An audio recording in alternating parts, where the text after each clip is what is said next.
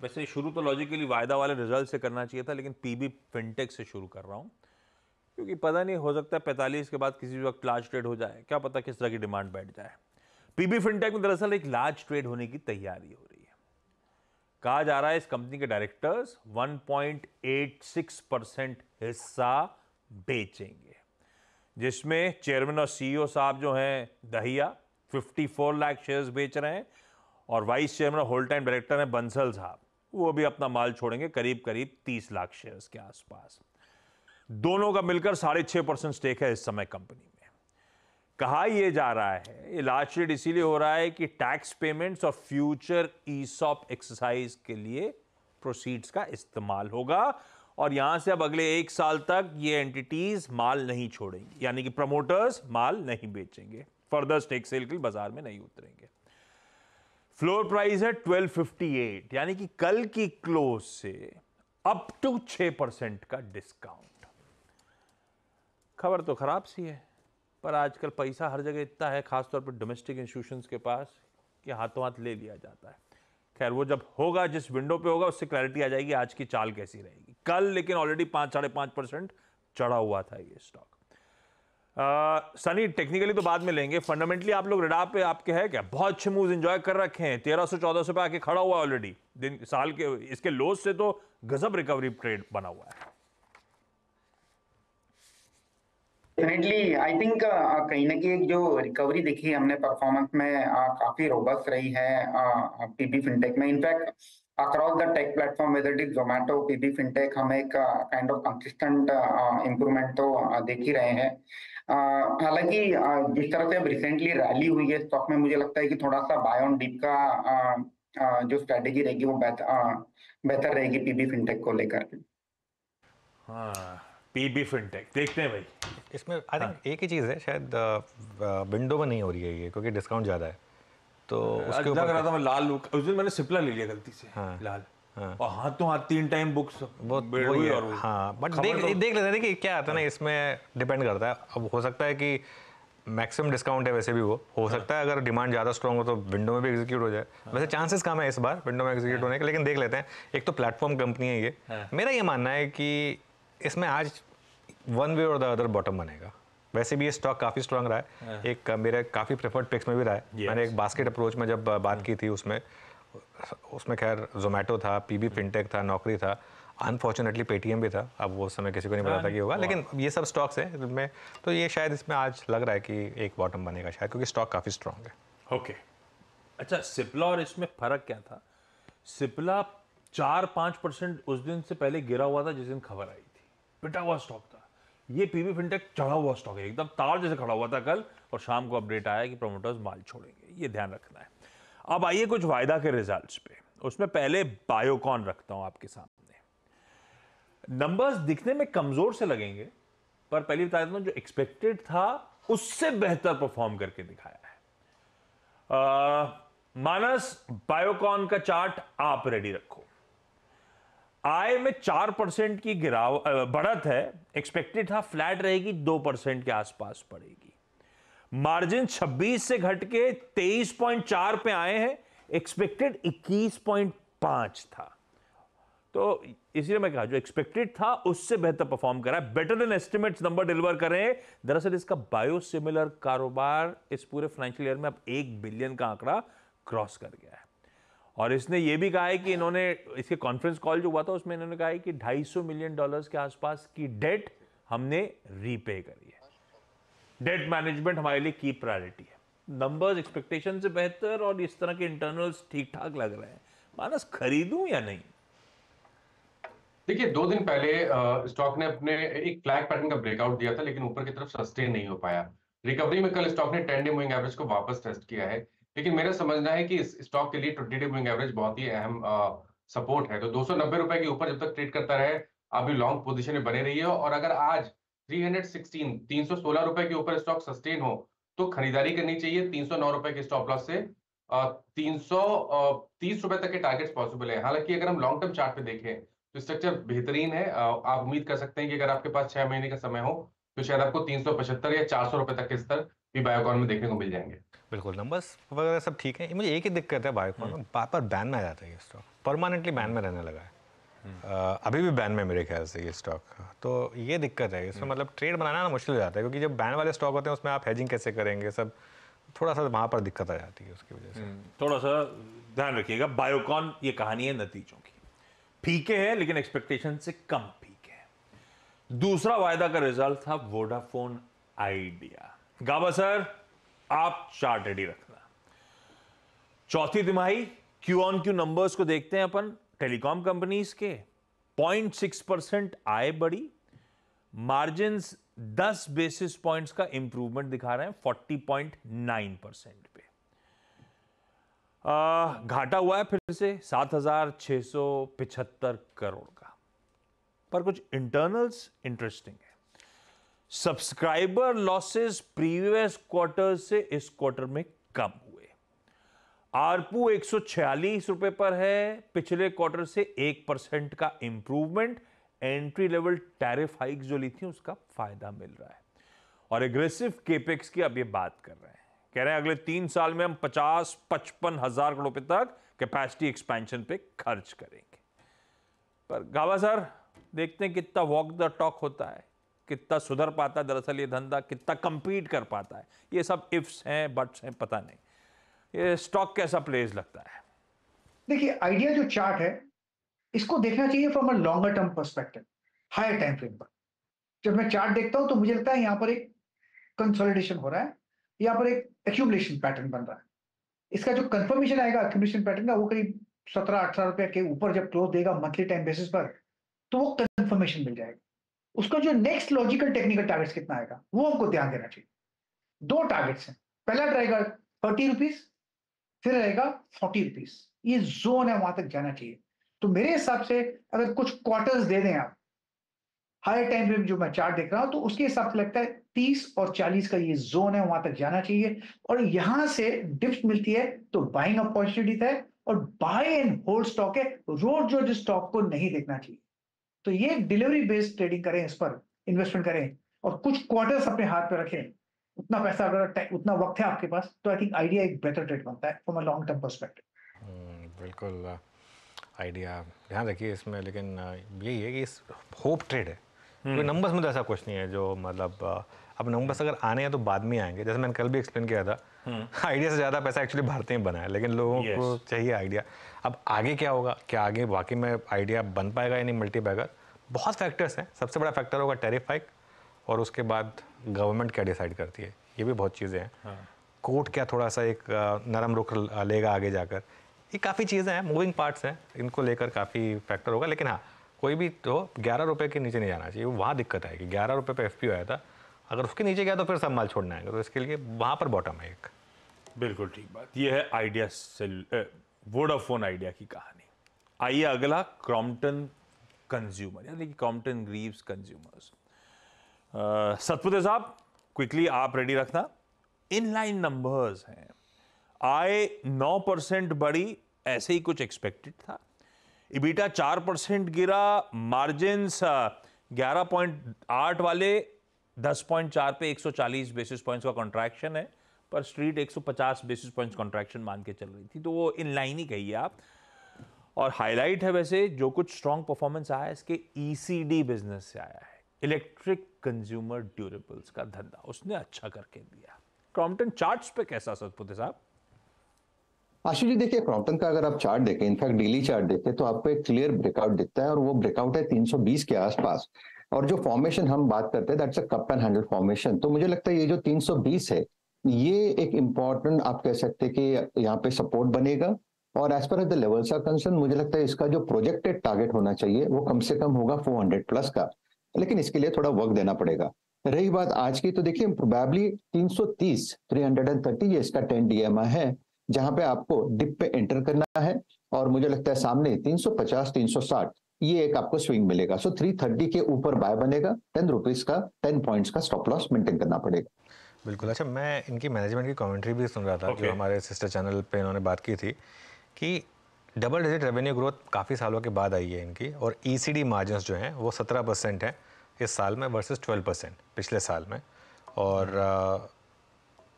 Internal अच्छे हैं। हाँ, इंटरनल अच्छे हैं। इनके साथ एक दिक्कत हुई थी, इन्होंने जब वो एक्विजिशन किया था बटरफ्लाई वाला, बटरफ्लाई गांधी मती वाला, वो अभी भी सरदर्द बना वो सरदर्द बना हुआ। उस पर वो कह रहे हैं कि करेक्टिव एक्शन ले रहे हैं, लेकिन वहाँ पर भी 8 to 10% एबिटा एक्सपेक्ट कर रहे हैं, लेकिन वो हो जाता है कई बार, गलती हो जाती है। हैवेल्स ने भी तो जब लॉयड्स वो का एक्विजिशन किया था तो काफ़ी टाइम तक दिक्कत रही थी ना।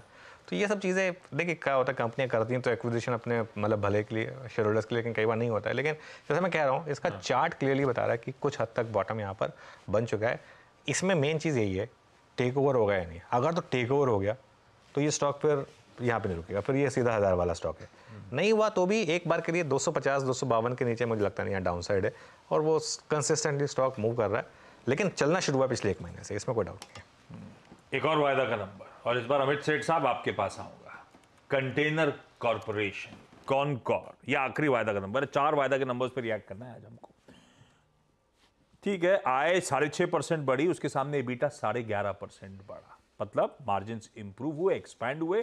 90 बेसिस पॉइंट्स का मार्जिन एक्सपेंशन और मुनाफा 13.5% बढ़ा है। वॉल्यूम्स अच्छे आए, 11-11.5% वॉल्यूम्स बढ़े, उसके सामने आय 6.5% बढ़ी। इसका मतलब रियलाइजेशंस थोड़े से पेन में थे। तो मिले जुले नंबर इसलिए कह रहा हूं, अदरवाइज एक्सपेंशन है मार्जिन वगैरह में, हाईलाइट वॉल्यूम ड्रिवन ये पूरा मोमेंटम। सेठ साहब लेकिन चार्ट्स पे कैसा है ये कंटेनर कॉर्पोरेशन? जी आशीष जी, चार्ट्स में तो कोई दिक्कत नहीं है, स्ट्रक्चर काफी पॉजिटिव है। रिसेंटली हमने स्टॉक में एक शार्प मूव देखा था, उसके बाद एक पुलबैक आया 10 और 20 डेमा के आसपास, और वापस स्टॉक एक पुलबैक मोड में है। अगर risk reward point of view से देखें तो अराउंड 1010, 1020 एक स्ट्रॉन्ग सपोर्ट एरिया है इसका। वहां पे स्टॉक मिले तो रिस्क रिवॉर्ड फेवरेबल रहता है। 990 का इन दैट के स्टॉप लॉस लगाएंगे, और ऊपर में मुझे लगता है 1060, 1070 के टारगेट्स पॉसिबल है, but buy on dips will be a better strategy. Buy on dips बेहतर स्ट्रैटेजी है। सावंत साहब वेदांता देखिएगा। अच्छा, वेदांता और अदानी पोर्ट दोनों देख डालिए ताकि समय थोड़ा सा अपन मैनेज कर पाए। वेदांता कल बोर्ड मीट का आउटकम आया, 11 रुपए पर शेयर का बढ़िया डिविडेंड डोल आउट हो रहा है। 8,500 करोड़ रुपए कह रहे हैं वाया इश्यूएंस ऑफ सिक्योरिटीज हम रेज करेंगे। और तीसरा, वेदांता कॉपर इंटरनेशनल एक प्लांट सेटअप कर रहे हैं सऊदी अरेबिया में, जिसकी 125 KTPA कैपेसिटी होगी।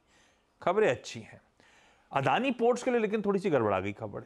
ये कह रहा है नॉर्वे कि हम अदानी पोर्ट्स को अपने गवर्नमेंट पेंशन फंड ग्लोबल से एथिकल कंसर्न्स के चलते एक्सक्लूड कर रहे हैं।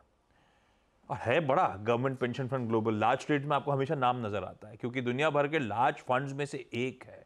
दुनिया भर की इक्विटी का 1.5% इकलौता फंड ओन करता है, और ये कह रहा है हम एथिकल कंसर्न्स के चलते अदानी पोर्ट, और रीजन उन्होंने दिए हुए हैं, तो इसलिए एक्सक्लूड कर रहे हैं। इनमें से किसी में ट्रेड दिख रहा है क्या? वेदांता कल जाते जाते वैसी तेजी में था, कल जाते जाते और तेजी दिखा गया। अदानी के लिए थोड़ी सी खबर तो निगेटिव ही है, सेंटिमेंट निगेटिव तो है ही है।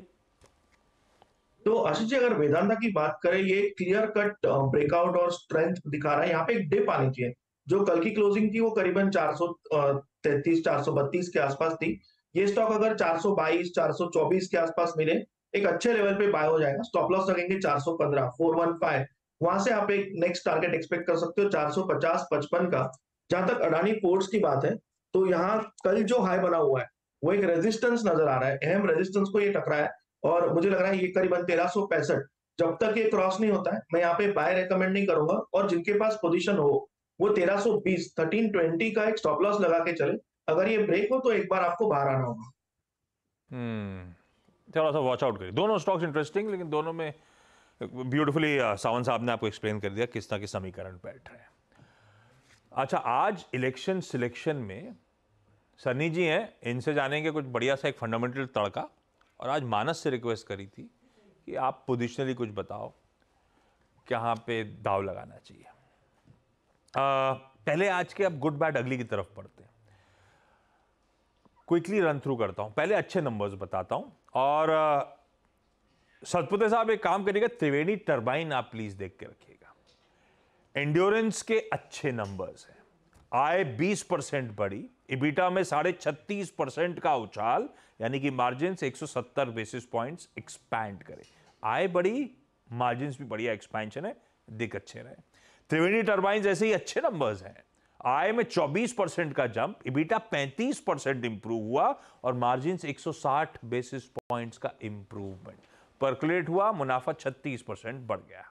ऐसी डिसेंट नंबर्स हैं सनसेरा इंजीनियरिंग के, 20.5% आय बढ़ी, मार्जिन 150 बेसिस पॉइंट्स का इंप्रूवमेंट, 35 करोड़ का मुनाफा बढ़ के 86 करोड़ रुपए। ये अच्छे नंबर्स थे कैश के। सतपाल साहब, त्रिवेणी टर्बाइंस। आशीष जी, बेहतरीन चार्ट है and it's on the verge of breakout. In fact अगर आप इसका डेली चार्ट देखें तो लगता है कि अगर आज ये 606 इस नंबर के ऊपर, इस लेवल के ऊपर खुलता है, फिर मुझे लगता है एक बड़ा ब्रेकआउट की मुहर इस पे लगेगी, जिसका टारगेट कम से कम मुझे लगता है 635 से 640 का होगा इनिशियली, एंड प्रोबेबली पोजिशनली मुझे लगता है कि 680 टू 700 का टारगेट अनफोल्ड करेगा। तो आज के लिए आप कह सकते हैं कि एक इंपॉर्टेंट नंबर होगा 606। इस लेवल को वॉच करें। इस लेवल के ऊपर अगर खुलता है तो it's a clear buy. Stop loss होगा 10 पॉइंट्स का, so your stop loss will be at 595। 6 जरा कीनली वॉच आउट करिएगा। मिक्स नंबर्स है, उस पर किसी पे नहीं जाता हूं। इसके बाद वीक लेकर आऊंगा तो बातचीत कर लेंगे एक्सपर्ट से। मिले जुले नंबर्स किस किस के हैं? एक वो पेंट कंपनी एक्सो नोबेल, आय 2-2.5% बढ़ी, मार्जिन 30 बेसिस पॉइंट्स बढ़े, डिसेंट से हैं।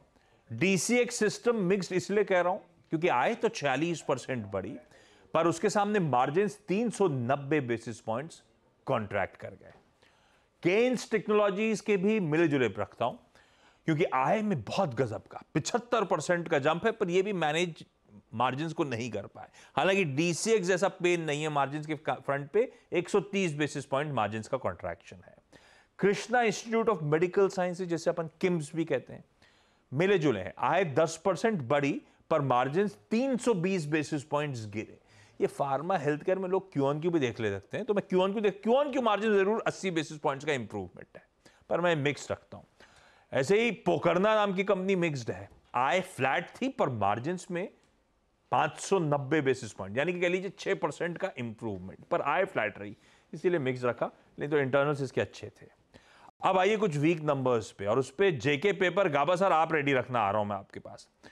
3 वीक नंबर्स बताता हूं आपको। जेके पेपर की आय फ्लैट थी, उसके सामने मार्जिन 730 बेसिस पॉइंट्स उड़ गए। Ratnamani metals and tubes, I flat थी, उसके सामने मार्जिन 360 बेसिस पॉइंट्स गए। फ्लैट मतलब 0.2% का आय में डिक्लाइन था, इसलिए मैंने कहा फ्लैट, और इसके सामने मार्जिन कितने चैलेंजिंग हो गए। ऐसे ही प्रिंस पाइप्स नाम की कंपनी, आय 3.25% गिरी और मार्जिन 690 बेसिस पॉइंट्स कट गए, 7% मार्जिन में डिक्लाइन था। 3 वीक। गाबा सर जेके पेपर। वेल, जेके पेपर का जो चार्ट है उसके हिसाब से लगता है कि एक अपमूव ऑन है। 300 स्ट्रॉन्ग सपोर्ट जोन है। थोड़ा डिप मिलता है तो कोई बात नहीं, लेकिन 450 तक पॉसिबल है, लेकिन लॉन्ग टर्म के लिए। शॉर्ट टर्म में थोड़ी वीकनेस है जेके पेपर। 3 क्विकली स्टॉक से न्यूज और रख देता हूं। डिक्सन टेक्नोलॉजीज रडार पे रखिएगा। एसर प्योर नाम की कंपनी के साथ करार करा है, उसके लिए कंज्यूमर अप्लायंसेस प्रोडक्ट्स बनाएगी। इंडोको रेमेडीज के रिजल्ट्स पे कल रिएक्ट कर रहे थे, शाम को अपडेट आया कि यूएस एफडीए ने इनकी एक नवी मुंबई में फैसिलिटी है, उसमें कोई आपत्ति सामने नहीं, इंस्पेक्शन सक्सेसफुली कंप्लीटेड। और जाइडस लाइफ की अभी सुबह सुबह खबर आई है कि एमएसएन लैब्स की कंपनी के साथ करार करा है यूएस में लाइसेंसिंग और सप्लाई का। रख लीजिएगा इनको रडार पे। और रिजल्ट्स आज जेएसडब्ल्यू स्टील के और 5 वायदा बाजार के 6 बाजार के नंबर्स है, वो तो अपन बता चुके हैं। इलेक्शन सिलेक्शन की तरफ बढ़ा जाए, दोनों एक्सपर्ट्स को रख दीजिए स्क्रीन पे। सन्नी जी क्या खरीदवा रहे हो सर?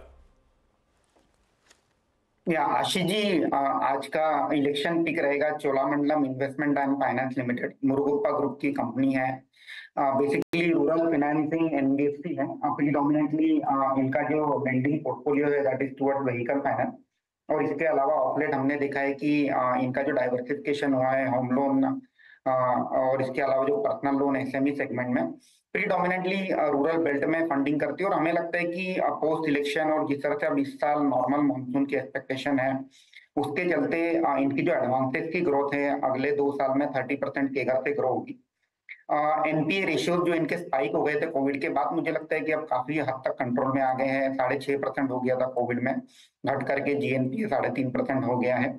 और एट द सेम टाइम एक कंपनी में एग्रेशन देखा गया इस क्वार्टर का जब फोन कॉल हुआ था, तो जब हिस्टोरिकली जब बिल्कुल ठीक। ओके, तो चोला सनी जी के रडार पे। मानस क्विकली आपका पिक। देखिए पीएफसी पे रिकमेंडेशन है, पीएफसी पे खरीदारी करने की राय रहेगी। कंसोलिडेशन देखने को मिल रहा है, लगातार 20 वीक मूविंग एवरेज पे स्टॉक सपोर्ट ले रहा है। स्टॉक तैयार है एक फ्रेश ब्रेकआउट के लिए, तो यहाँ पर पीएफसी में खरीदारी करेंगे। 419 रुपए का स्टॉप लॉस लगाएंगे और 520 रुपए के टारगेट सेट करेंगे। परफेक्ट। ये हो गया आज के बेहतरीन इलेक्शन सिलेक्शन पिक्स, दोनों फाइनेंशियल्स। मुनाफे की तैयारी अब समेट ली जाए।